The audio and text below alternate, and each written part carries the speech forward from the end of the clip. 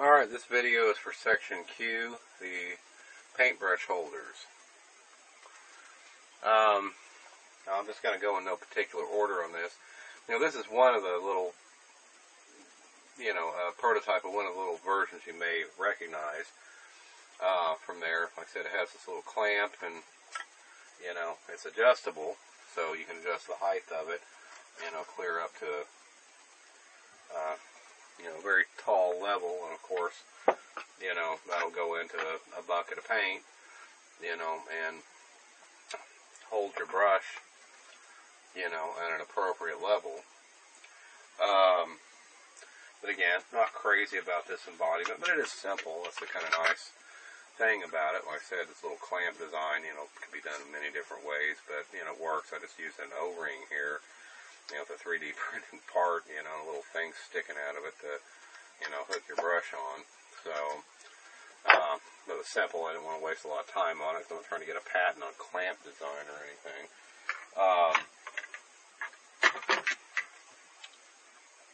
Let's see. And again, most of these prototypes are lame. It's not really the preferred method. But these are some of the various other prototypes I've done. Like this will sink. This 3D printed plastic just doesn't do well. I mean, it takes on water like you wouldn't believe. It does not seal well. But like I said, this is, a system too that, installs in a bucket. And like I said, this little thing clamps onto the side of the bucket. This bucket has paint in it, so I don't really want to, water in it, so I don't really want to leave it in there. It'll sink. I'll get water all over the floor. And again, given the fact these aren't important embodiments, like this is kind of hard to get off here too. But these were kind of designed with the idea of being able to use it with a full can of paint. But, it just occurred to me, you don't need that. I never carry a full can of paint around with me when I'm painting. So there's no reason to have a version that, raises and lowers with a full can of paint. At most, I'll carry half a bucket of paint around with me, or less. And because of that, really just having a free-floating floater in there is the way to go. And like I said, this is kind of like that, but again, this is still based on this version. Again, it's, my donut design is a way better design, but I was afraid of that other guy's patent that I saw would give me a problem. That was until I just thoroughly read it. So, but by the time I did that, it's just, I spent so much time on this, and I went through so many prototypes trying to get this thing right. And I knew my donut version would work, but again, this other guy's patent seemed like it read on it, but really when you read the claims carefully, no, it doesn't. So at the end of the day, it's really not a problem at all. And there's so much ancient prior art on this too. That's what restricts the, the patent. But again, the strength of the patents out there. So, but again, this version works, and it does work. I don't know if it'll sink or not. I tried putting paint on it to see if I could, because I haven't tried this with paint yet,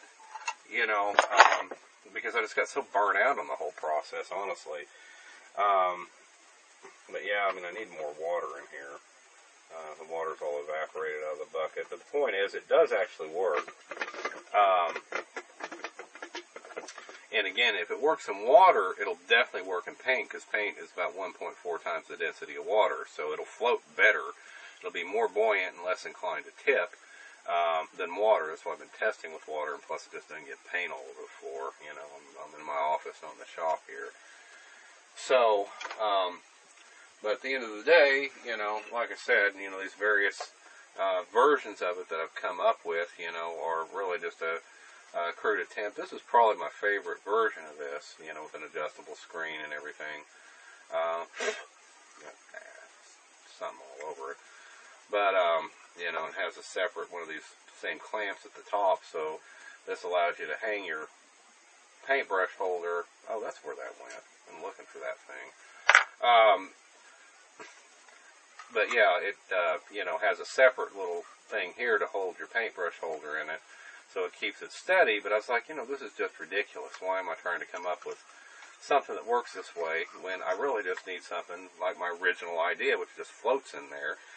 And, that donut is the perfect way to do it, because it's got the symmetry on its side, coupled with a higher density of paint. It should work fantastically. Because, again, these versions actually do work. It's just, they're not perfect, but they're also senseless, because nobody is going to, carry a full can of paint around with them while they're painting. And that's the whole point to this thing, is to be able to just lay your brush in it, for a few seconds or even a few hours, while you go off and do something else. You get preoccupied with something else and you get your hands free. But this keeps your tip of your brush wet. Again, if you look at it on the internet, you'll see some that are, some little paintbrush holders. There are lots of little paintbrush holders out there. It shows that people are very much, keenly aware of the problem. Problem is they're solving it wrong. They'll have these little things that clip onto it like a magnet. Okay, it's clever, but it holds the brush like this. If that brush sits there for more than about 5 minutes, it starts to dry out. And really, even before 5 minutes, it'll start to dry out. And then you've got hard bristles, and you're going to end up tossing your brush. It needs to rest in the frickin' paint. But a bunch of amateur inventors that don't know that, because they probably never painted anything in their life, honestly, that is not the way to do it. That's fine if you're going to hold it for a few seconds, but honestly, you should just dip it in the damn paint. And that's the whole, damn it, still too much water in there. But that's the whole point of this little thing, too, and the donut version has something like this on it. So it allows you, when the paint brush is resting in there, it's submerged. Well, let me actually show you. Where did it go? Oh. This version, like I said, has the adjustable screen on it, so you can adjust the depth. And again, you'll notice a similar system on my preferred embodiments in the patent. But anyway, the point is that, when it's not being used, you just rest it right there, and it's submerged below. And again, you don't want to get too much paint on your brush, because if you do, when you start painting overhead, it'll start leaking back down and running down the handle, and then you got a real mess on your hand. That's why, like I said, anybody that's experienced at painting likes to keep just, the tip, wet with paint. Generally speaking, this kind of, makes you do that. And the great thing is that, develops good painting habits, but it's also just a practical utility for, hey, I need to put my brush down for a minute, or for an hour, or whatever, and you don't have to worry about it drying out, because the tip itself generally will not harden, and plus even the paint that might be on the brush slightly above that won't be a problem either, because it's, again, right near the surface of the paint. There's a lot of humidity right near the surface of the paint, so it tends to keep it supple. But, if you have it sitting out on the side of your paint can, no, it's just going to dry out. And not too long of a period of time, and that just fosters bad habits. It's kind of a dumb idea. But again, the nice thing is when you're ready to use your brush, okay, it's soft and wet with paint. Well, you just draw it over this part here to remove the excess paint, instead of wiping it on the side of your can, which tends to get in the little grooves, which makes it hard to put the lid back on. If you don't keep those clean, that's a real problem.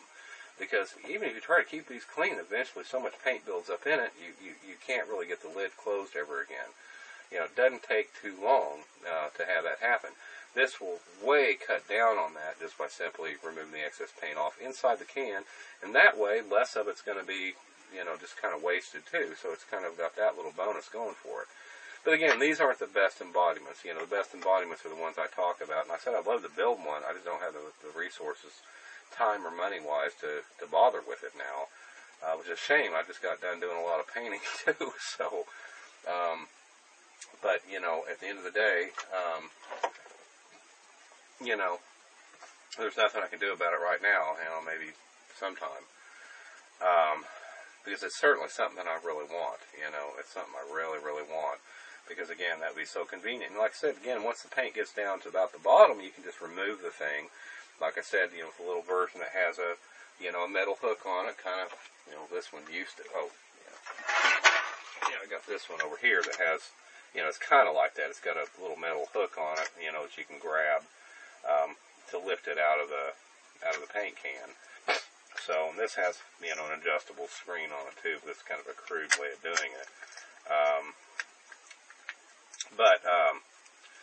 You know, the fact of the matter is I've gone through a lot of different prototypes.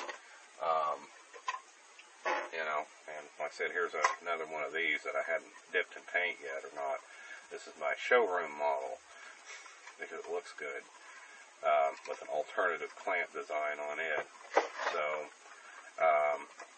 you know, but anyway, at the end of the day, I spent way too much time on this. That's why I just had to stop.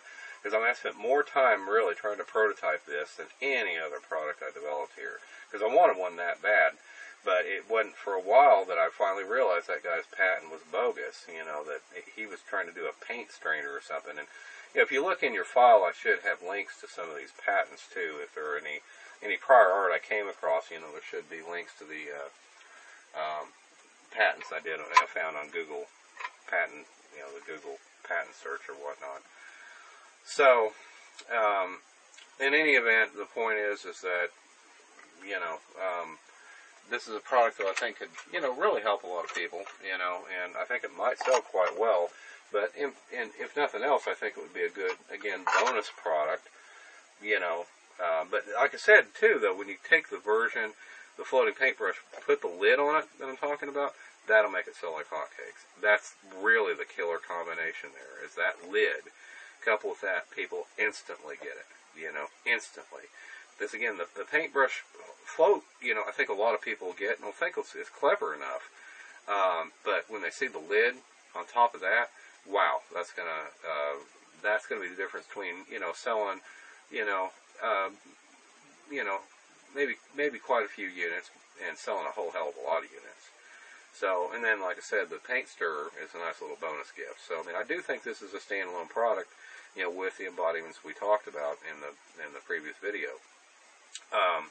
But if nothing else, like I said, it could also be combined with that paint, paint pole, pan, and tote, you know, with, let's see, what was it called? You know, section M, you know, the paint roller, pan, tote, and keeper. The fact of the matter is that this could also be a nice bonus product with that, because it really doesn't conflict, even though you can store paintbrushes in the paint pan. Still not like this. It doesn't have the float and everything else. And this float, you know, can be used in, you know, it doesn't have to be used in paint buckets like these older versions, these older prototypes. They do, because they have to be used in a paint bucket because of the attachments. I mean, in an actual paint can. But, you know, my other version, you know, can be used in any paint pail or, you know, anything you might have, you know, as long as it, you know, isn't too big. You wouldn't want to use a 5-gallon jug, because the thing, you know, because you have to still lean your brush up against something, otherwise it'll fall over into the paint. But, you know, any standard paint pail it would work with, too. The lid may not fit any standard paint pail, though. It only, you know, as I have it designed, would only work with a can. So, you know, the fact of the matter is, though, that's still the way to go, because that's still what most people do, you know, realistically. You know, they'll just paint right out of the can. Although, you know, we do sometimes use pails and things like that. But again, if you used like a coffee can or something as a paint can, you know, that lid should still work with it.